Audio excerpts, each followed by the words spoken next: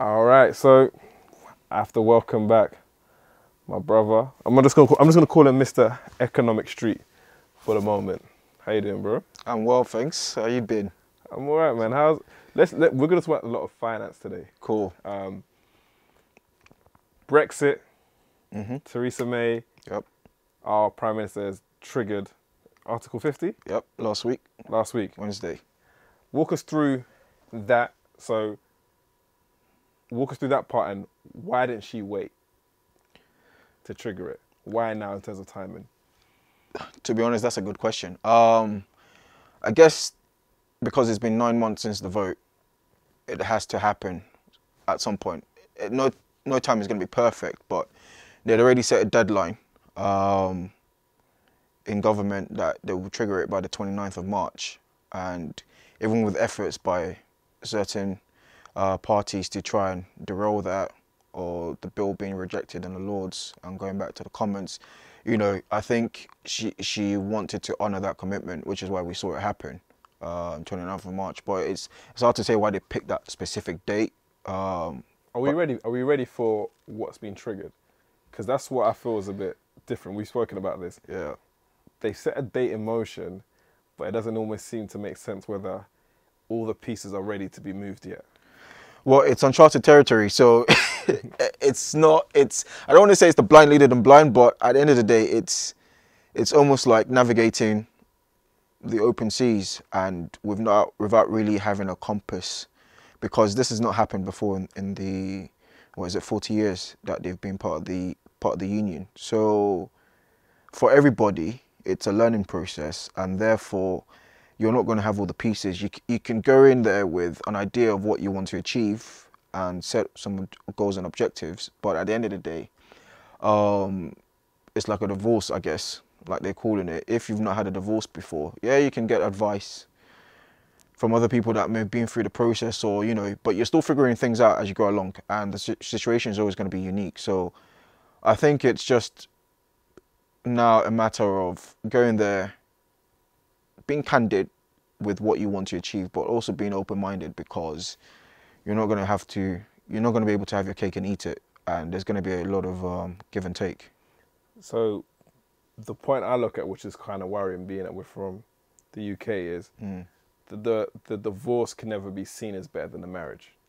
So upon us leaving, no matter how you have people saying, oh, like, you know, we're going to save this amount of millions per week, and we can, that was the, who was it? What's the, one of the Farage's people? What they? Oh, UKIP. UKIP, they're saying like, we're going to save this amount of money per week, and look how much we could potentially be putting into the NHS.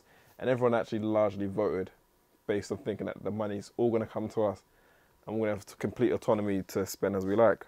But my question to you now is that, how painful do the other people, the people in, like, let's say France, Germany, how painful do they want to make it for the UK leaving?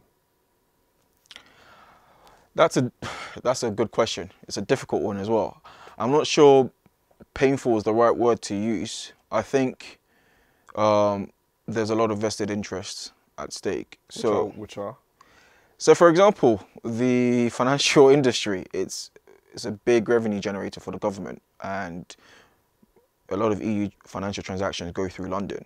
Now, are they now going to allow London to continue to have the rights over those transactions in terms of being the fiduciary providers for those services, or are they going to try and repatriate those and move that to mainland Europe? That's a huge source of revenue, and that's, I'm sure, going to be one of the main factors in the negotiations. There's other things, obviously, like movement of people. That's still a big issue, and there's also key stakeholders. We've seen recently, over the last week, talk about, you know, the situation with Spain and Gibraltar. That's starting to rear its head again, and Gibraltar has been on the UK sovereignty for what, nearly 300 years, I believe. So again, there's going to be, I think they also appreciate that the relationship with the UK is important, and so it's not going to be necessarily about making it painful, but at the same time, they there are things they want to gain. Well, I think the doors are ajar, and it's almost like, well, if you're going to leave, then we want a bit of want something. You can't leave and have still all of that. Of course not. So I think we're going to see that, and it's about how far they're willing to push it, or how far also the UK is willing to appease them. So, and obviously everybody's going in there, and they're not going to lay all their cards on the table immediately, but with time, as these things unfold, you're going to see a lot of give and take and push and shove, and it's hopefully about coming to an agreement. I think that's ultimately the most important thing, because the EU is still our main trading partner, and we just don't want to walk away without a trade deal at the end of the 2 years. So it's important to come out of this process with actually something tangible and something hopefully good. Let me put it to you like this again. So we're indefinitely leaving. So the moving pieces are now that you have Scotland. What's happening over with Scotland currently? Well, the SNP, which is under the stewardship of Nicola Sturgeon, they are trying to get a second Scottish independence referendum to essentially become independent from the UK. So that they can also stay in? To then rejoin the EU. It's not going to be a straightforward process as just, oh, you vote to leave and then you're back in the EU. No, you have to go through a formal process of actually joining the union. But I think for them, they see a lot of benefits being derived to the Scottish economy from being part of the union, which is why they want to be part. Well, they want back in it. And we saw last year they voted to stay. Scotland actually voted as a nation to remain part of the EU. So I think that's why it's just about protecting their interest and protecting, what the people want. So then what happens to this whole finance and economy, that the gas that Scotland's got, you know, like, is it the North Sea? North Sea, yeah. North Sea gas. It's difficult. I don't know too much about it. I do know. We do know that it's closer to Scotland, of course. Yeah. But the UK as a whole, and England particularly, does derive a lot of benefit from North Sea oil and gas. Yeah. It's a big industry, and despite the fact that, you know, oil has fallen in terms of the price of oil, it's still a revenue generator. So it's going to be interesting to see how that plays out. If Scotland were to leave the UK, what's your hunch? What do you think? I mean, they're going to vote to leave. Yeah. Well, let's not completely say that's a decided factor. They first actually have to get the permission to hold a referendum. And do you know how that works then? Because I'm not. So yeah, you have to petition the government. And the government are so far rebuffed attempts from that. Is that the Scottish government or the British government? Oh, so down here. Yeah. So it's almost like they can veto. Essentially, it's a bit more complex than that, because obviously they are devolved powers. So it's about managing that situation as best as possible. But the noise will continue to grow, and the clamour will grow. This can potentially get messy. Yeah, because also it's not just Scotland now you have to think about. You have to also think about the Northern Ireland peace process. What's that going to look like between Northern Ireland and the Republic of Ireland? Are they going to have a physical border? Or what's that, relationship going to look like? Wales also voted to leave the EU, but there's now increasingly growing sort of what do you want to call it?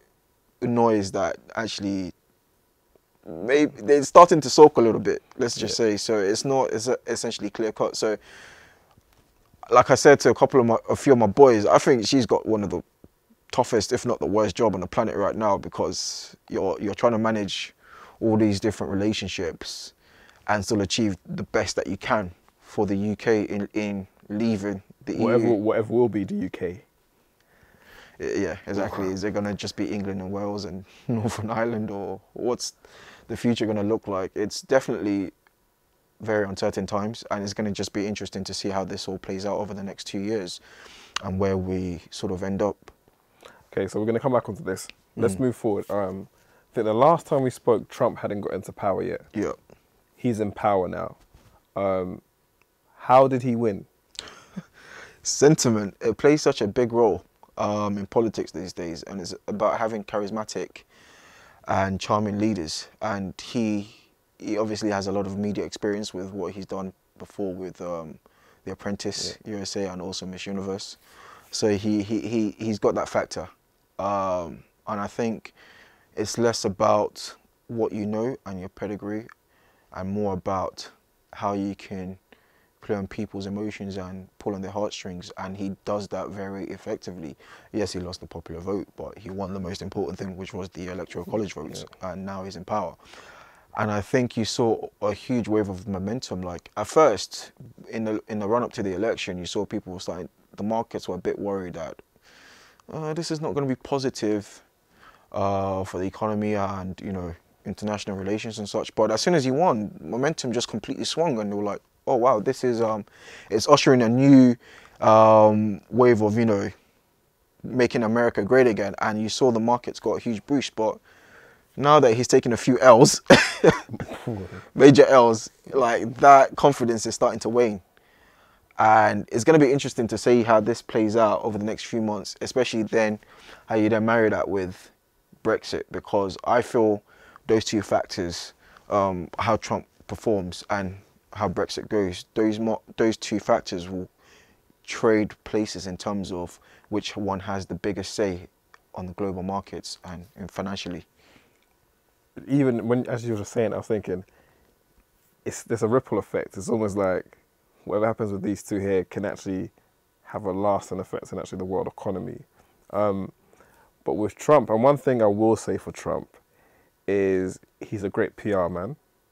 If he does something, he will say, hey, we just struck this new deal and it's going to be like 20 million jobs, or, so he's a great PR man. But in terms of business, will he, just on business alone, do you think he'll be good for America?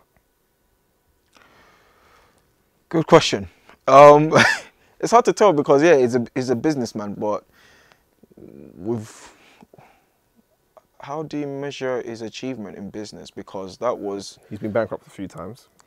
Well, I think that's just more technicalities. He wasn't essentially bankrupt. The American financial system works differently, but it's the fact that he inherited a lot of this wealth.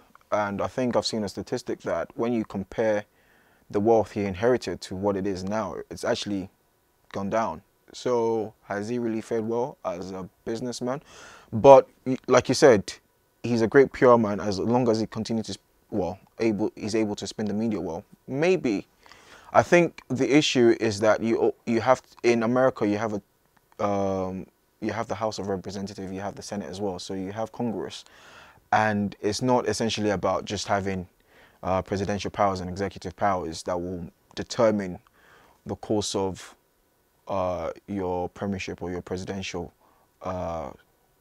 term. It's about how you actually get on well with Congress.